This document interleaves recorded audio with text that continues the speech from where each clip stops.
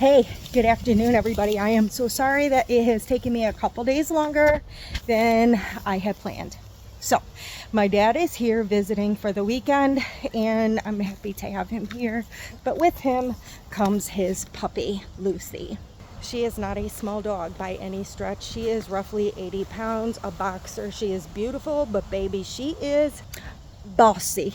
She thinks she is the reigning authority until I put my foot in her behind. Metaphorically speaking, obviously, because I don't hurt animals. Anyway, so let's get back to why we're all here. I'm going to give you an update on my video, on my garden.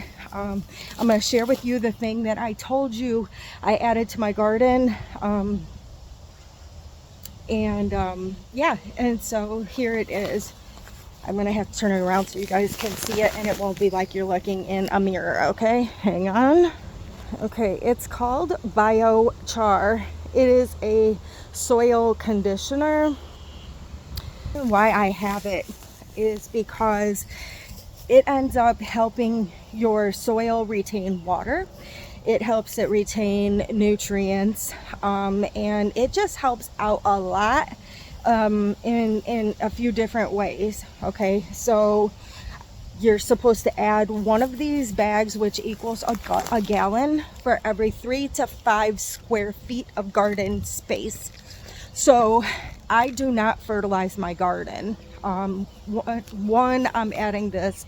2, I put fish emollients in my garden, which I have actually heard you can go to the meat market and buy a fish head and bury the fish head in your garden bed if it has an open floor. So it's attached to the earth and it's not a raised bed with a bottom. Okay, what that does, it allows all of the healthy bugs, micro, cosmic, whatever things to come in and actually bring life into your soil, which is awesome for your plants. So I use the fish emollients. Now I'm using this biochar.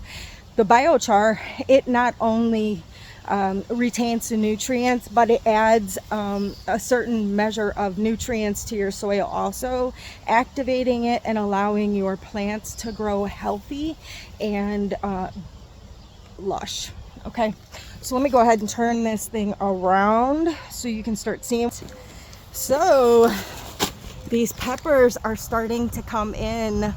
Okay, my jalapeno, are these jalapenos? No, I think we did this last week or the week before. It is serrano peppers. I don't see actually any jalapenos or poblanos even on my plants, which is a little bit bothersome to me right now. However, my jalapenos are starting to come in a little bit. Again, not as good as I would like, but it is what it is. My basil, do you see that? It's like a small bush. This is all my basil. It's nearly doubled in size from the last time I did a video. Here is some bell peppers, y'all. So those are 2 peppers on 1 plant. You see that? Okay, moving along. Here's another bell pepper. When it's mature, it will be red. Here is a purple bell that is on there. There you go. That's a better picture. Let's see what else I got going on here. Oh, I've got more bell peppers back in the back. There you go. There's another one. But again, it's going to be either yellow, orange, or red when it's mature, because green peppers are not mature when they are green, but when they change color, that's when you know they're actually ripe. Here is my chamomile, which I'm really excited. I can start taking the flowers off and dehydrating for chamomile tea.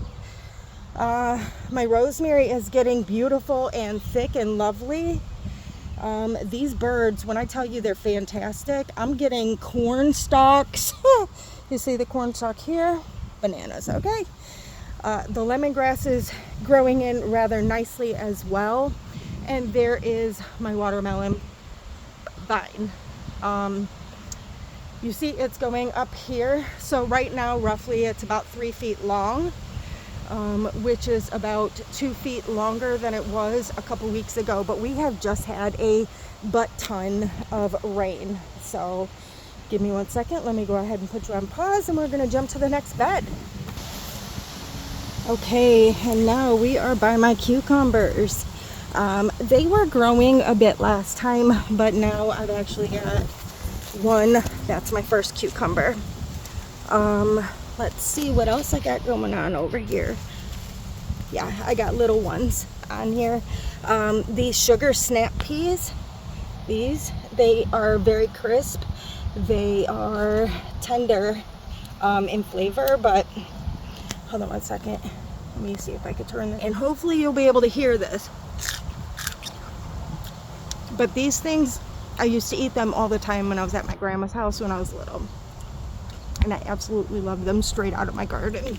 Now, for everyone, I wouldn't say eating directly out of your garden without washing or anything else is a bad idea. But why it's not a bad idea for me? Everything that I have in here is organic. It's not gonna hurt me. It's not gonna make me sick. And it just rained, so I don't really have to worry about much. All right, I'm gonna put you on hold and I'm gonna jump around so you can see the other side the whole way through, all the way in here, okay? So 1 moment, please. I forgot, these are my spaghetti squashes and they are already 4 feet tall. And I've got quite a few legs on them already, which is very exciting because spaghetti squashes are one of my favorite vegetables. I have celiac disease, and so this is a wonderful option to do instead of doing spaghetti, because for somebody who has celiac disease, they are allergic, not just sensitive, but allergic to gluten, okay? Give me 1 second. Let me go ahead and turn this bad boy around so you can see how lush it is, okay? These here are my Kohlrabi. They are doing outstanding, y'all. So this is what a Kohlrabi bulb actually looks like.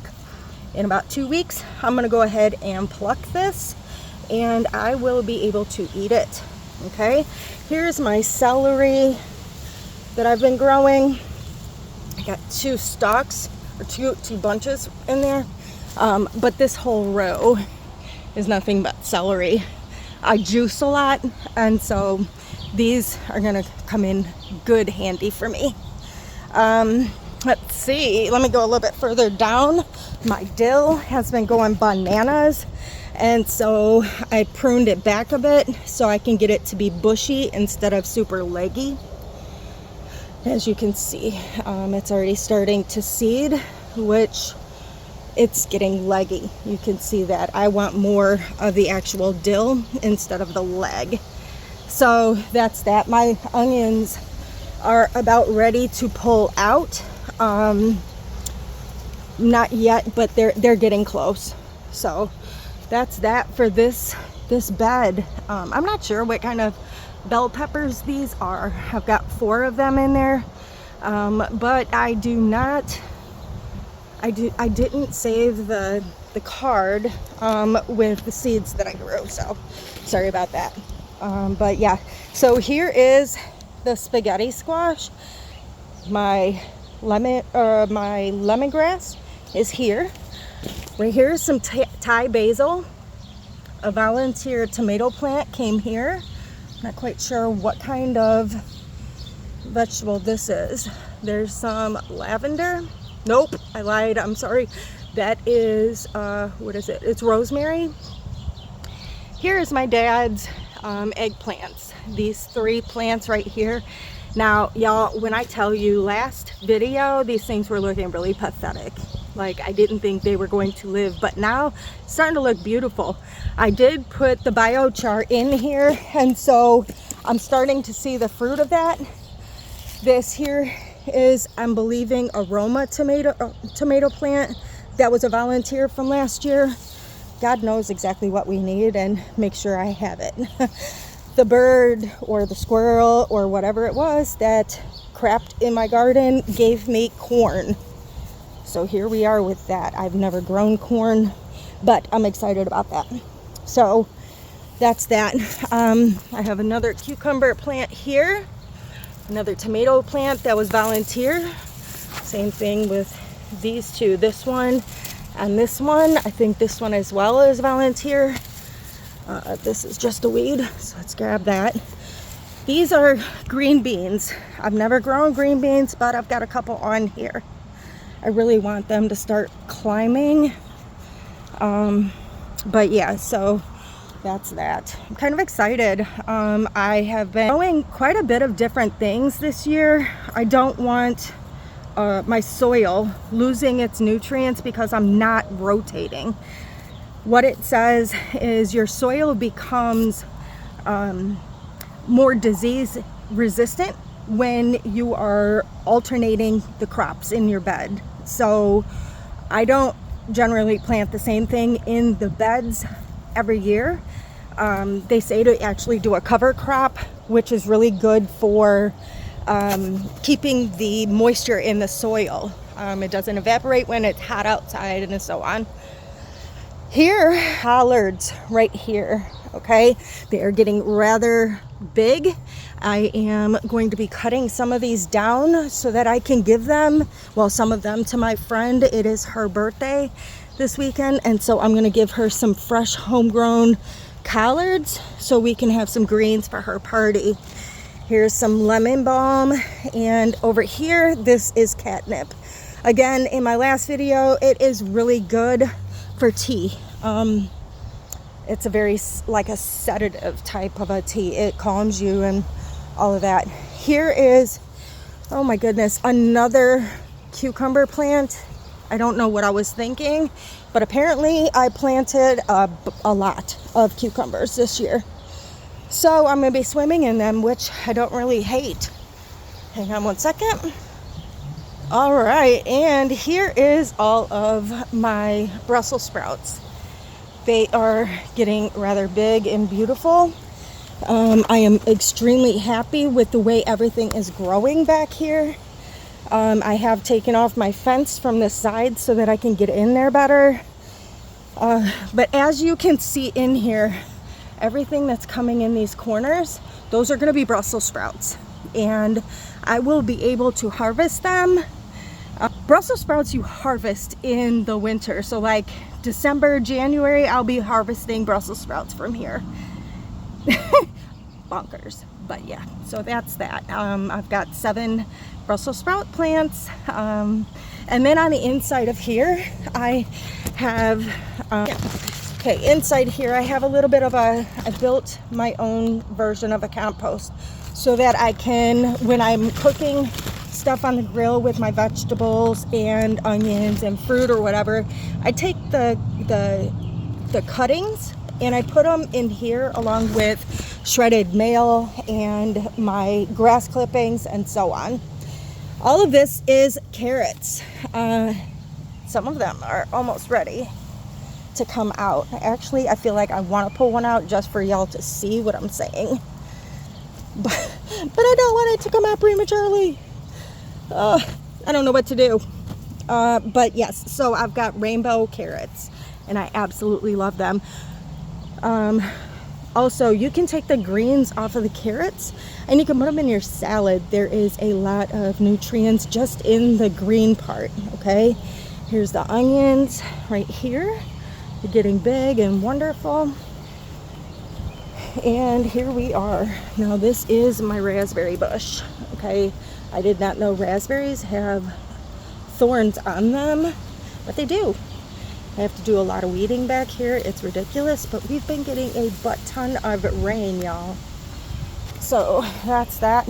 I've got some lavender here and here, and this here, right here, that you can see the legs coming up. That is a blueberry plant. So yeah, so that is my garden.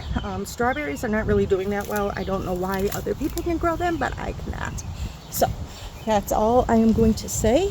I look forward to seeing you guys in the next week or so. Maybe we'll be eating some of the stuff I grew outside of just the sugar snap peas. Right? Love y'all. Be blessed. Jesus loves you more than I do.